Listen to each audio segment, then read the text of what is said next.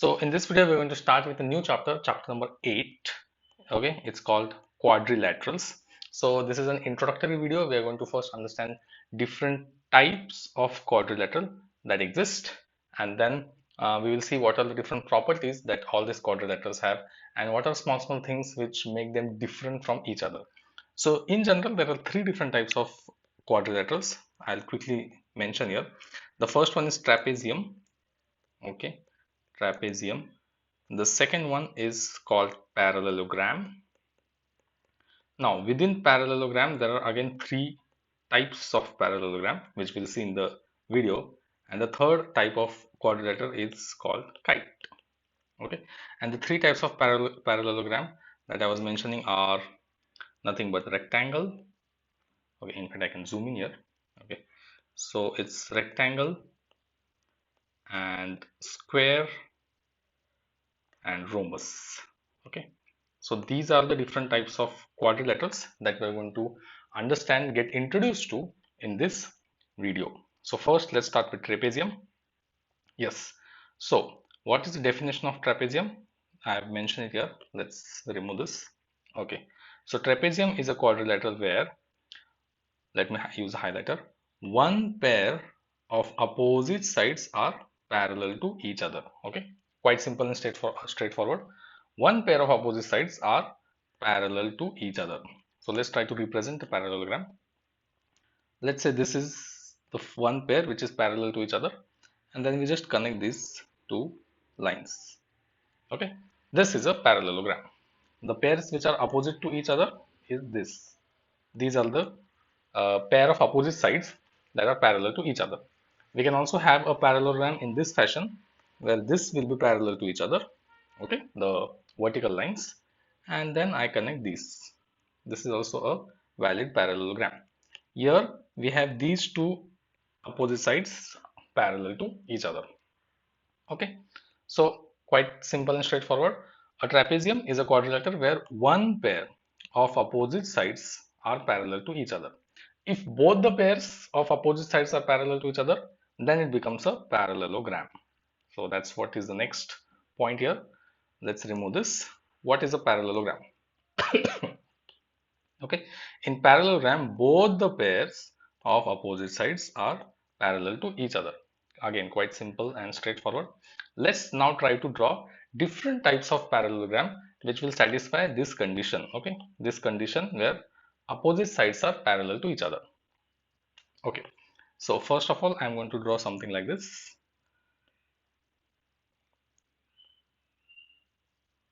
Okay, this is a parallelogram. Yes, it satisfies this condition. Both pairs of opposite sides are parallel to each other. Now, we can also have parallelogram like this. Okay, I forgot to, yeah, got to use the straight lines. Opposite pairs are parallel to each other. This is also valid parallelogram. Then the next one I want to draw is something like this.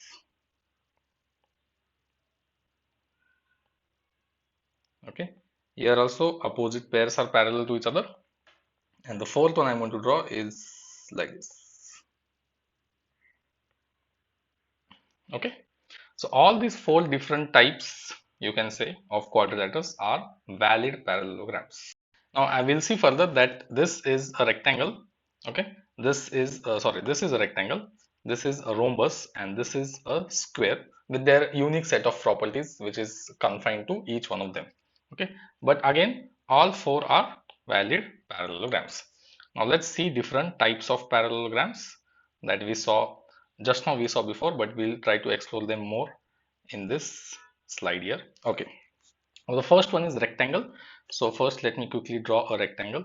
So a rectangle will be something like this. Okay, so a rectangle is a parallelogram. A rectangle is a parallelogram with additional uh, characteristic, and that characteristic is that it has every angle as a right angle, that is 90 degree. Okay, a rectangle is a parallelogram where each angle is of 90 degree. This is the first additional quality or characteristic it has. Second one is the opposite sides are equal to each other. Okay, the opposite sides are not just parallel but equal to each other. That was not the condition in the previous definition. In previous definition of parallelogram, we just wanted the opposite sides to be parallel to each other. However, if a parallelogram has to qualify as a rectangle, then each angle must be 90 degree and the opposite pairs should be equal to each other. So these are the two additional qualities that a rectangle possesses, which I have mentioned here. So here we go. Yeah. So each angle is 90 degree and opposite, okay, let me read it out.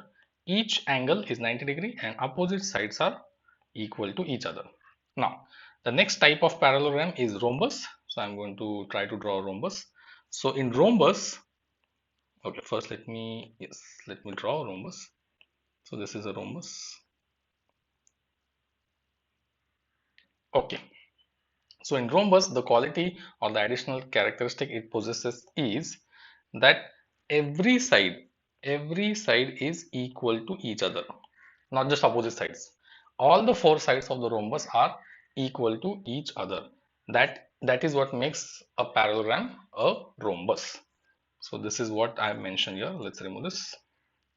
All the sides are equal, plain and simple. That is what is a rhombus. And third, and the most simple and the most popular one is square. So we all know the characteristics of a square. In square also, all the sides are equal to each other. So I'm just going to, okay, I'm just going to mark it. All the sides are equal to each other. But what is the difference between rhombus and square? In rhombus also all sides are equal. In square also all sides are equal to each other. However, in square the additional thing is each angle is 90 degree. Okay, each angle is a 90 degree. So if you compare square and rectangle, in rectangle also every angle is 90 degree. Every angle is 90 degree. However, in rectangle only opposite sides are equal to each other. Whereas in square, all the sides are equal to each other. So that makes square unique from the other two. That's what I've mentioned here.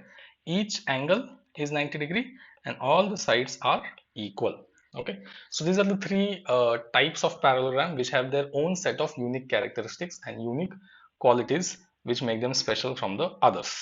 So we will see in detail in the future videos how each of these quadrilaterals have their own set of properties and how they're useful in solving a lot of problems. So thus we saw three different types of parallelograms. Now the last type of quadrilateral that we're going to understand or see is kite. So what is a kite? A kite is a parallelogram. Sorry. A kite is a quadrilateral where, let me use a highlighter, adjacent sides are equal, not opposite sides, adjacent sides. So let us try to draw a quadrilateral which looks like a kite. So kite, as the name goes, it is actually in the shape of a kite, which you must have seen. So it's something like this. Yes. Okay. This is a kite. So in kite, the adjacent sides, so these two adjacent sides are equal to each other, and these two adjacent sides are equal to each other. So if you name this quadrilateral A, B, C, D, we have AB as equal to AD and we have BC as equal to DC.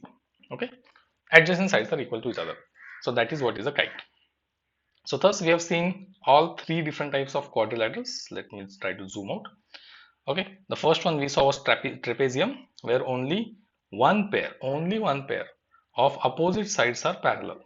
Then we saw parallelogram, where both the pairs of opposite sides are parallel. Then we saw three different types of parallelogram: rectangle, rhombus, and square, with their unique set of properties. And then the third type of quadrilateral that we saw was a kite, where adjacent sides, not opposite, adjacent sides are equal to each other. So with this, we have covered all the types of quadrilateral that we were supposed to see.